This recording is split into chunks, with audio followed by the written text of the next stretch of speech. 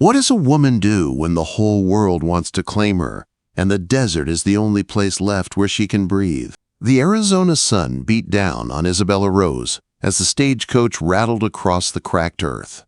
The land around her looked broken, split open by heat and time, but she felt the same way inside. She pressed her gloved hand to the dusty window and tried to steady her breathing. 3 days out of Tucson, heading toward California, and every mile put more distance between her and the man she feared most, Samuel Harriman. His name alone made her stomach twist. The richest rancher in Phoenix, a man who wore power like a second skin, a man who believed a widow's property, and the widow herself, belonged to him. When Isabella refused his proposal, he made it clear she would have no choice for long. She had packed her husband's small inheritance, the deed to a ranch in California, wrapped in his old kerchief. It was all she had left. "Ma'am, best pull that curtain down," the driver called. "Apache Territory ahead. No use lettin' folks see there's a lady aboard." Quote. Isabella let the fabric fall, her heart thudded in her chest. Danger ahead, danger behind, nowhere safe in between. Inside the coach sat a sweating preacher, 2 tired miners, and a salesman with a case full of miracle tonics. The air smelled of dust and nervousness. "Probably just a rut," the salesman said. Then a shotgun blast shook the world. The horses screamed and lurched forward. The coach slammed sideways, almost flipping. Isabella clutched the seat as men shouted and the wheels hit stone. Another blast. The horses panicked. Then, silence as the coach stopped at an angle, half stuck on a rock. "Out!" a voice barked from outside. "Hands high!" The preacher scrambled out. The miners followed. Isabella froze. These were not random bandits. She heard it in their tone, the certainty. Men who already knew who they were looking for. A miner shouted, "There's a lady in here." "We know," a voice replied coldly. A man dismounted. Blue eyes stared at her over a bandana. "Mrs. Rose," he said. "Mr. Harriman sends his regards. Says you left something behind in Phoenix, namely your wedding, Echo." Isabella's blood turned cold. 5 men, all armed. No one would stop them from taking her. "I'm a widow in mourning," she said, forcing steel into her voice. "Mr. Harriman has no claim on me." "Funny thing about claims," the man said, stepping closer. "Out here, they don't much matter." He reached for her. But gunshots exploded from the ridge above, sharp, clean rifle cracks. One of Harriman's men spun and fell. Horses reared.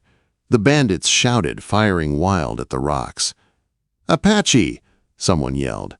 Panic spread like wildfire. Men, who had seemed fearless, now scrambled, blind with terror.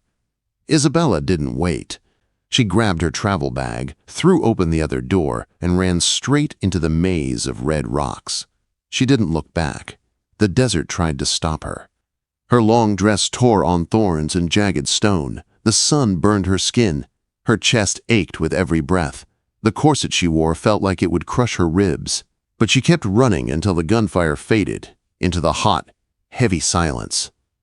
When she finally stopped, she leaned against a boulder, gasping. She was lost, completely lost. Her water was gone, her food almost nothing. The desert felt alive around her, waiting, watching. Then she heard it, a soft scuff of leather on stone. Isabella pressed herself against the rock, her heart pounding. Shadows shifted. Someone stepped forward, moving with a silent grace she had never seen before. He was tall, broad-shouldered, with long dark hair and sunburned skin. His eyes were deep, unreadable black. An Apache warrior.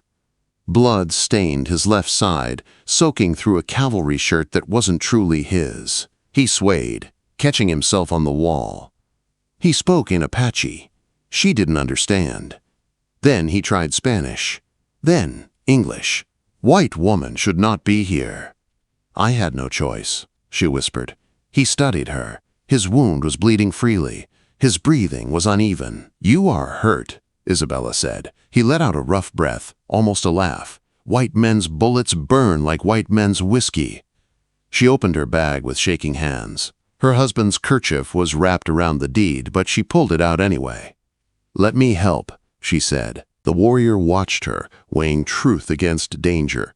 Finally, he nodded. She tore strips from her petticoat and bound his wound. Up close, she saw he was younger than she first thought. Maybe 30. Maybe less. His muscles tensed under her hands, but he did not pull away. "My name is Isabella," she said softly. "Takoda," he replied after a moment. "Means friend to everyone." My father hoped it would be true. The desert wind cooled the sweat on her skin. The sun began to sink, painting the rocks in red and gold. Isabella realized the truth in that fading light. She could not survive the night alone. "You cannot stay here," Takoda said. "Cold comes fast, beasts wake, and white men may follow. I don't know the way back." He shook his head. "They will be waiting on the road." Her last bit of hope crumbled inside her. Takoda saw it. "You helped me," he said. "I will not let the desert take you. Come." "Where?" she whispered. "Shelter," he said. "Water, safety, maybe." Then he added something else, quiet but certain. "But you must trust." Trust an Apache warrior. Trust a stranger. Trust the only person keeping her alive. Isabella looked at the dying sun, then at Takoda's steady hand, and she made her choice. "Take me with you," she said. They had taken 2 steps when they heard it. Horses approaching fast. Harriman's men. Takoda's eyes sharpened. "They track you." Isabella's heart stopped. The real danger was not over. The horses drew closer, their hooves cracking against stone. Isabella felt the tremor of fear rise inside her, sharp and cold. Takoda's hand closed around her wrist, steady and sure. "They are near," he said. 3 riders. They smell fear like wolves." "Then we have to hide," Isabella whispered. "No." Takoda's voice was calm but iron hard. "We stand. Running brings death faster." Before she could answer, the silhouettes appeared on the ridge above. 3 mounted figures, rifles resting on their saddles. Isabella recognized the voice that echoed down the canyon. "Tracks lead right here." Jack Thornton's brother, Samuel. The man who would trade her life for Harriman's gold. Takoda pushed Isabella behind a boulder. He didn't raise his voice, didn't panic, but she felt the shift in him, the coiled tension of a warrior ready to fight despite his wound. Then he whispered, "You must stay quiet." But Isabella suddenly knew something with frightening clarity. They were outnumbered. Takoda was bleeding. If he fought, he would die. And Herman's men would take her anyway. She couldn't let that happen. Before her fear could talk her out of it, she grabbed a rock and slammed it against Takoda's wounded side. He gasped, collapsing against the stone. She stepped out from behind the boulder, raising her hands high. "I'm here," she cried. "I'm here. I surrender." Samuel Thornton grinned as he rode closer. "That's better, Mrs. Rose. Harriman doesn't like a chase." But as her silhouette moved toward them, Samuel never saw Takoda gather his strength behind her. Isabella ducked suddenly, exactly as Takoda had taught her in that one desperate instant. Takoda burst from the rocks with a predator's speed. His knife struck Samuel under the ribs. A second man fired, the bullet sparking off stone. Isabella grabbed the dropped pistol and aimed it with shaking hands. "Drop your gun!" she shouted at the third rider. The man hesitated, just for a heart-stopping second. That was all Takoda needed. His thrown knife caught the man's throat. The last rider turned and fled in sheer terror, kicking his horse into a wild sprint back toward the open desert. Silence fell. Isabella's breath trembled in her chest. Her ears rang. Takoda wiped his blade on Samuel's shirt, then looked up at her. "You chose to fight," he said quietly. "You chose to save me first," she answered. He held her gaze. Respect, true, bone-deep respect, lit his eyes. "We must go," he said finally. "More will come." He caught one of the riderless horses, a sturdy paint that did not shy from blood. Isabella mounted awkwardly. Takoda swung up behind her, his arms bracing around her, warm and strong despite the pain in his side.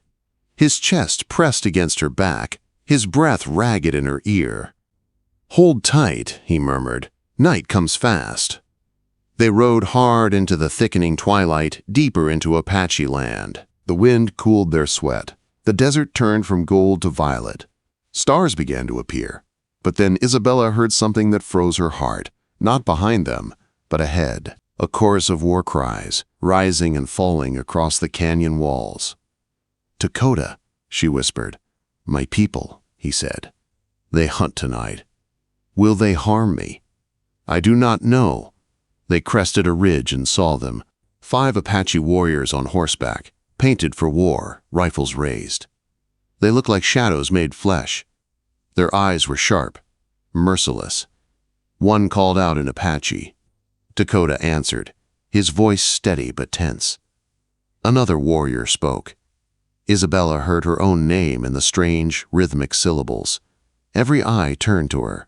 Takoda whispered, "They ask if you are my woman." Isabella felt the air thicken. She knew the truth. If she said no, she was enemy. Enemy meant death. If she said yes, she bound herself to this man and his people with words that could not be undone. Her voice was barely a breath. "Tell them yes."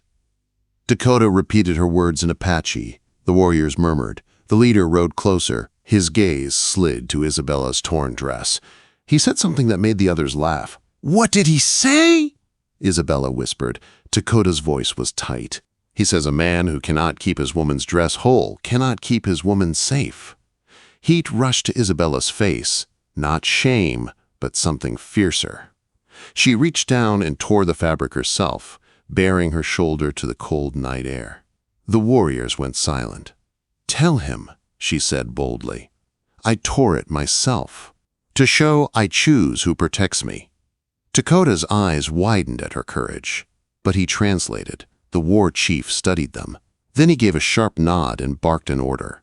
The warriors wheeled their horses around and disappeared into the night like smoke. Takoda let out a breath he'd been holding. "What did he say?"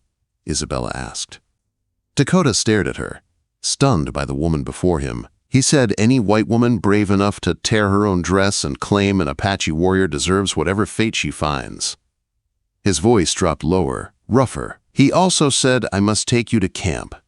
The women will judge if you spoke truth or lies." Quote. Isabella nodded. "Then take me, let them judge." Takoda reached for her shoulder, gently pulling the torn hide together, his fingers warm against her skin. "Isabella," he said softly, "words have power here." "So do choices," she answered. They rode through the silver-lit desert toward the Apache camp. Isabella felt the weight of her decision, but she didn't flinch. She had already been broken by the world she fled. Now the desert would decide what she would become. Dawn crept across the canyon like a slow breath. Isabella woke to the scent of wood smoke, the sound of women speaking outside, and a deep ache in her body, an ache that came not from wounds, but from exhaustion, fear, and the weight of finding herself in a world she did not understand. Takoda was gone, but she saw him through the opening of the wickiup, speaking with warriors by the central fire. His posture was straight, proud, but she noticed the stiffness in his movements, the hidden pain from his reopened wound. "You sleep late for one who claims to be Apache." Isabella turned. Nayeli, the elder woman from the night before, stood in the doorway with a burden basket on her back and sharp intelligence in her eyes. "I'll learn to wake earlier," Isabella said, rising. "You'll learn many things. Or you'll leave." Nayeli's tone was not unkind, only honest. First lesson, Apache women work. The day that followed stripped away every illusion Isabella had about strength, grinding mesquite pods, gathering wood under a punishing sun, carrying water until her arms trembled, learning how to make ground cakes that did not crumble in her hands. By mid-morning, her soft palms were raw and bleeding. Sweat dripped into her eyes. She felt foolish, clumsy, unworthy. "Your hands are like a baby's," a young woman named Ayana said bluntly. Nayeli just watched, waiting to see if Isabella would quit. She didn't.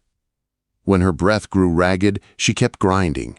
When her arms shook, she kept pressing. When the blisters broke, she swallowed the pain and continued. Not because she had something to prove to the women watching her, but because she had something to prove to herself. By noon, her legs wobbled beneath her. When they went to gather wood, she could barely lift her basket. Her vision blurred. She stumbled on a rock and would have fallen. But Takoda stepped out of the canyon brush. He didn't touch her, didn't reach for her basket, but he stood close enough that she felt steadied by his presence. "You're bleeding," he said quietly, his eyes on her torn hands. "I'm working," she panted. His expression didn't soften, but there was something new in his gaze, something like pride. "Come," he said, "water waits." He led her to a small hidden spring. Isabella collapsed beside it, her breath shaking. Takoda knelt before her. "Give me your hands." She hesitated, then placed them in his. His touch was gentle, thoughtful. He cleaned the blood, applied a salve that burned at first, then soothed. His dark eyes watched every movement, focused and controlled. "You learn fast," he said. "I have to." He wrapped her hands in strips of soft hide. "They will harden in time, so will you." She met his gaze. "Your wound." Takoda's jaw tightened. "It is nothing," quote. But she could see the strain in his face. "Takoda," she said softly, "I know pain when I see it." He didn't respond, but he didn't look away. "You interest me," he said suddenly. "You adapt faster than any white woman I have seen." "Maybe," Isabella replied, "because I was not raised soft. My father drank away everything he had. I thought to survive long before I met you." He nodded slowly. "Then perhaps that is why you killed for me." "And why you saved me," she said. Their eyes locked, and the silence between them felt charged. Ayana's voice called from the ridge. The spell broke. Takoda stood and helped Isabella lift her basket again. This time she carried it without stumbling. Back in camp, the women watched Takoda walk beside her, not carrying her burden, but sharing the trail. They saw what it meant, and they nodded. That evening, the band gathered to eat. Isabella's cooking was barely edible, but Takoda ate every bite she gave him. That small act did more for her acceptance than anything she had done all day. Later, in their wiki-up, Takoda showed her how to mend her torn deerskin dress. He sat close, but not too close, guiding her hands, showing her the strength of sinew stitching. "Your stitches are clumsy," he said. She snorted. "Thank you." "But strong," he added. "Strong is better." As she worked, Isabella asked, "Why did you tell your people I was under your protection?" Takoda paused. "Because you saved my life. And because you claimed me." Her cheeks warmed at the memory of the ridge, the torn dress, her bold declaration, the warriors watching. "That was to survive," she whispered. I didn't mean to bind us." Takoda's fingers brushed her wrist to correct her stitch. The touch was careful but full of something unspoken. "Words spoken to save a life," he murmured, "are still words. They carry spirit." Silence settled between them, the kind that held meaning. After she finished mending, he stood. "Tomorrow will be harder," he said. "The tests will rise like the sun." "I won't fail," she answered. Takoda gave a single nod. "No, I do not think you will." Quote, he turned to leave, but Isabella stopped him. "Takoda," she said, "thank you for helping me today." He met her eyes, his expression steady and unreadable. "You saved my life," he replied. "Debt paid, but not ended."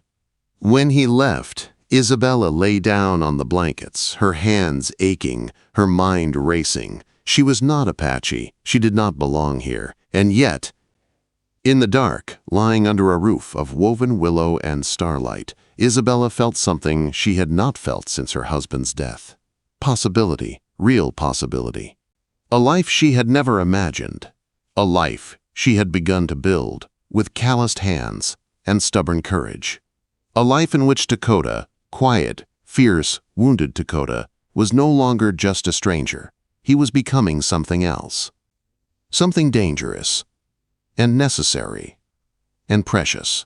As the camp settled into silence, Isabella closed her eyes and whispered to herself, "Let them test me. I will rise." Quote. And somewhere outside, unable to sleep, Takoda sat by the fire, staring into the flames, thinking of the woman who had torn her dress, spilled white blood, saved his life, and walked beside him with more courage than he had seen in many warriors. A woman who had claimed him with words and actions both. A woman he was beginning to claim in return.